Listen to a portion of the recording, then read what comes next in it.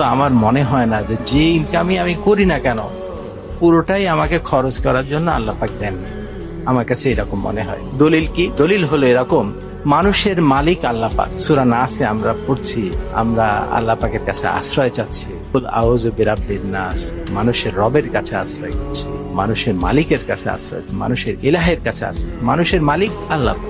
দুনিয়াতে দেখেন, আপনি যদি 10টা গরুর মালিক হন, যে গরু থেকে যা উৎপাদন হয় কে ভোগ করে? উৎপাদনকারী ভোগ করে না। গরু ধরে অনেক লিটার দুধ দিল, গরু কিন্তু সেই দুধের দাম যে বিক্রি করে যেটা হলো সেটা কিন্তু গরু ভোগ করে না, মালিক ভোগ করে। আপনি যদি একটা গাড়ির মালিক, গাড়ি থেকে যা উৎপাদন হয় গাড়ি কিন্তু ভোগ করে না, ভোগ করে মালিক ভোগ, রাইট? তাহলে আমার মালিক যদি আল্লাহ পাক হয়ে থাকে, তাহলে আমার থেকে যা উৎপাদন হবে তা ভোগ করবেন আল্লাহ পাক। আমি কতটুকু ভোগ করব? যেটুকু আমার খাওয়া পরা এবং চলার জন্য প্রয়োজন সেটুকু ভোগ করব। যেটুকু গরু ভোগ করে থাকে, গরু কতটুকু ভোগ করে? সে তার খাওয়া, আশ্রয়, এটুকুতে যে খরচ হয় সেটুকু সে ভোগ করে, বাকিটুকু কিন্তু মালিক ভোগ করে থাকে, রাইট?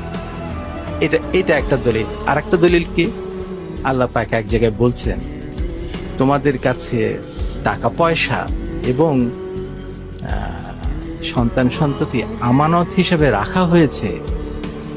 আমানত। এখন আমানত মানে কি? আমরা কোথায় দুনিয়াতে দেখি